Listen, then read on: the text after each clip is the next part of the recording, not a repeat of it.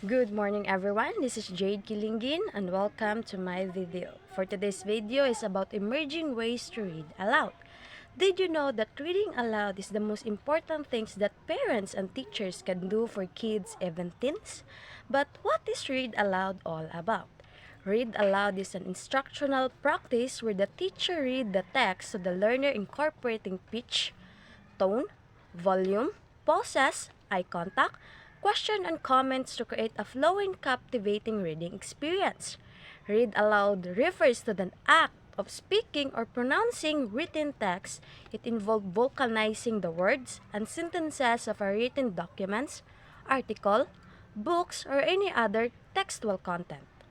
According to Jim Trillis, the book aloud author of the Book Aloud Handbook, reading aloud to kids is the magic bullet for creating a lifelong reader. Reading aloud to children promotes language development and predictor to read success, exposes them to stories and ideas not usually found in conversation or television that spark a lifelong of reading. Reading aloud as a strategy. Reading aloud is incredibly valuable activity to do with children who are emerging readers.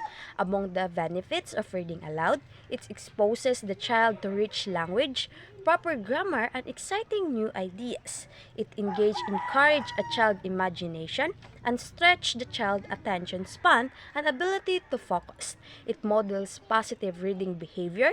It shows a child that books are worth attention and interest. It can be fun for both adult and child. As a strategy, reading aloud is about the banks of ways of letters in pieces are shared with the learners. Reading aloud relies upon the teacher's knowledge of children's literature.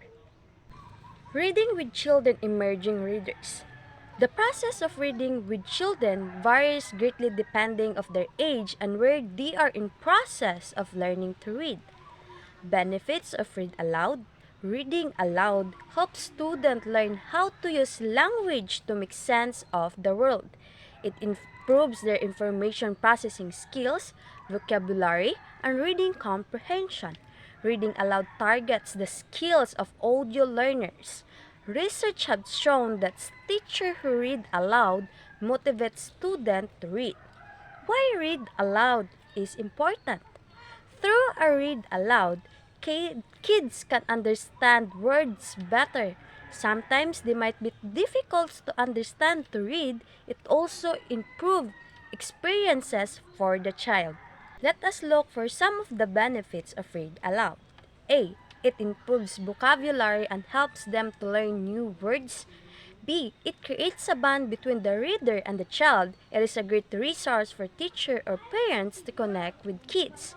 C. It builds attention span because they have to listen to the reading attentively to understand and comprehend. You can also add some comprehension activities at the end of the check how much they have to understand. D. It instills the habit of reading for life. Once they see the interesting it is to read and also have fun, they motivated to read themselves in the future. Let's proceed in how to choose book for a read aloud. For young learners, for young kids, bright and colorful books with image and short words should be chosen. You should also show them the image while reading aloud so they are more engaged.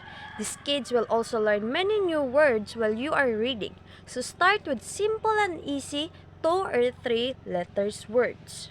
For beginning readers, choose book with characters to which kids can relate to something closer to reality. This book can have 3 or 4 letters words which can hear and learn through phonics.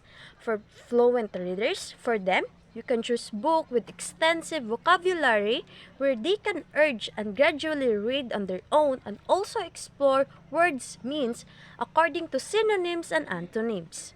How to make a read aloud interesting. Here are some tips and suggestions on how you can proceed with a read aloud making it interesting and learning experience. 1. Always start with the picture walk of the book. Show them the cover, image, and read the title and author names. For very small kids, show them image on all pages till the end. 2. Remember to ask what they like in the book at the end. After finishing the book, ask them about what they like, which character name they can remember, or anything specific they remember or learn. 3. Don't stop reading once a child starts reading independently. Even the child start reading their own, do not stop reading to them. It has been found that read aloud can be beneficial to elder, kids as well of any ways. From a storybook, you can move into something different like articles or novels. 4. Introduce different genre of the book. In reading aloud, start introducing different genre or authors. You can also vocal variation or props as well accordingly.